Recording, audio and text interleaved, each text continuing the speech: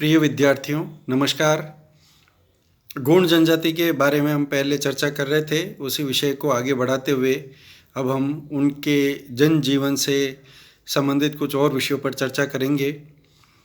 अर्थव्यवस्था में हम बात कर रहे थे, वे कृषि, थोड़ी बहुत मात्रा में पशुपालन, आखेट, ये तीनों उनकी अर्थव्यवस्था का आधार है। उसी प्रकार वनोपज इकट्ठी करना। तो इस प्रकार से कृषि की अगर बात की जाए तो ये विभिन्न प्रकार के खाद्यान्न एवं सब्जियों की खेती बड़ी मात्रा में करते हैं। फसलों के 3 प्रकार होते हैं, छोटा कोसरा, बड़ा कोसरा और ओस कोसरा। इन तीनों में ये अलग अलग प्रकार के धान एवं विभिन्न खाद्यान्न एवं सब्जियों की खेती करते हैं। स्थानांतरित कृषि यहाँ पहले बहुत बड़ी मात्रा में प्रचलित थी, जिसे दजिया कहा जाता था, लेकिन अब उस पर काफ़ी हद तक रोक लगी है।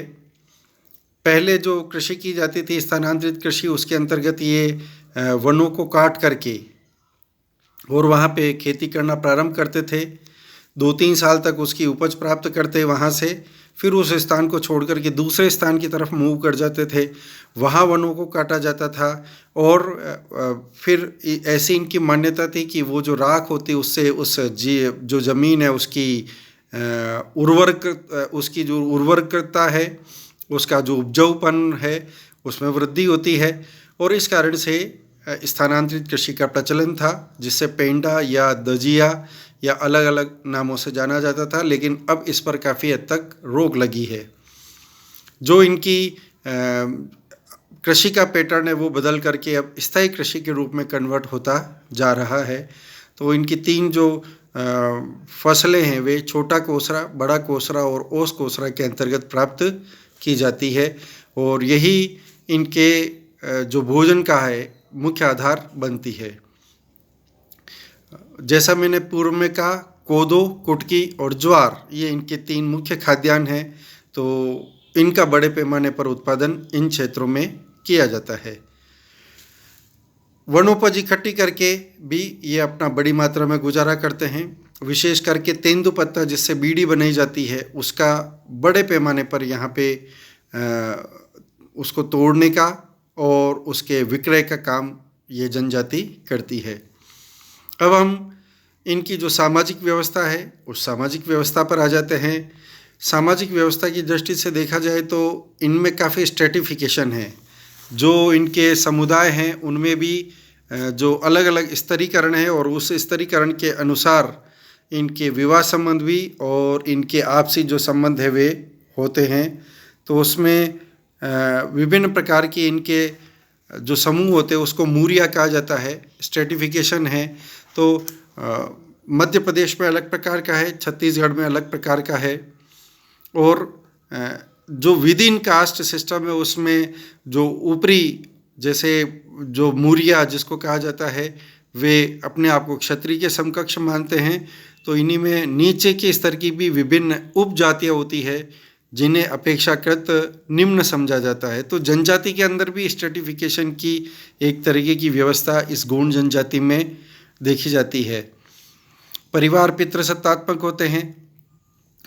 परिवार के मुखिया का आदेश या उनका निर्णय सब पर लागू होता है।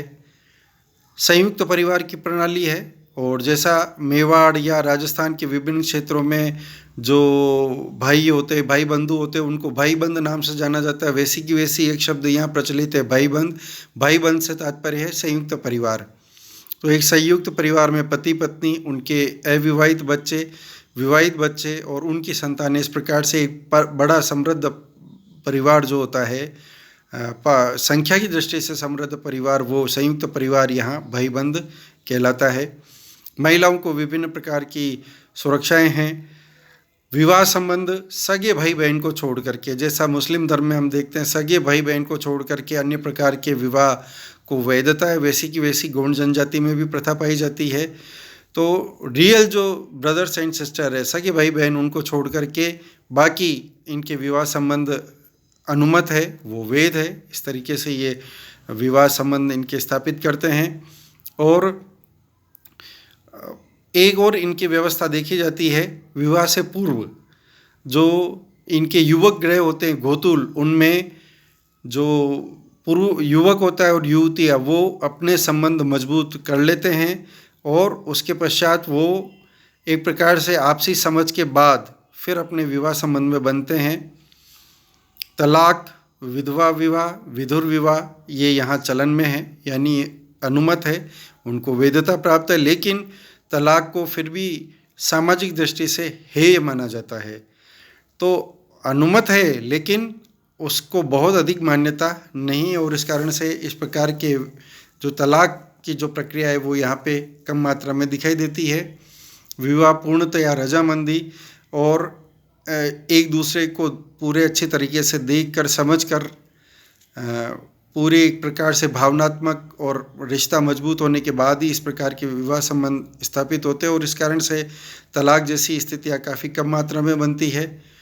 धार्मिक दृष्टि से देखा जाए तो ये अपनी धार्मिक जो रीति रिवाज है उनको बहुत ही एक प्रकार से मजबूती से मानने वाले हैं। जैसा मैंने पहले कहा, चाहे कृषि कार्य का प्रारंभ हो, चाहे किसी भी अपने गांव का निर्माण, जिसको ये टोला कहते हैं, टोला का निर्माण हो, घर का निर्माण हो या झोपड़ी जो होती है इनकी उसका निर्माण हो, इससे पहले वह जो देवी देवता हैं उनका ये पूजन करते हैं। और कृषि कार्य के उपरांत जब अच्छी फसल प्राप्त होने की अभिलाषा में भी और प्रमुख और उत्सवों के पशु बलि भी यहाँ पे दी जाती है। पशुओं का जो मांस है, मांसाहार का सेवन कम हुआ है लेकिन वह यहाँ पे प्रचलन में है। तो आखेट की जो व्यवस्था है, आखेट करना, और ये लोग जैसे पिग्मी बुशमैन इस्तेमाल करते थे विभिन्न साधनों का, वैसे ही साधनों का ये इस्तेमाल करते हैं। तो इस प्रकार से ये जो गोंड जनजाति है, इस गोंड जनजाति में हम देखेंगे इनका भी जो जीवन है वह बाकी जनजातियों की तरह, भारत की बाकी जनजातियों की तरह से ये है। एक प्रकार से जितनी सीमित सुविधाएं हैं, जितने सीमित संसाधन हैं, आर्थिक दृष्टि से विपन्नता है, उसके बावजूद भी अपने जीवन को बहुत अच्छे तरीके से जीने में यकीन रखते हैं और उसी प्रकार से अपना जीवन जीते हैं। अगली कक्षा में हम संथाल जनजाति के बारे में चर्चा करेंगे। धन्यवाद।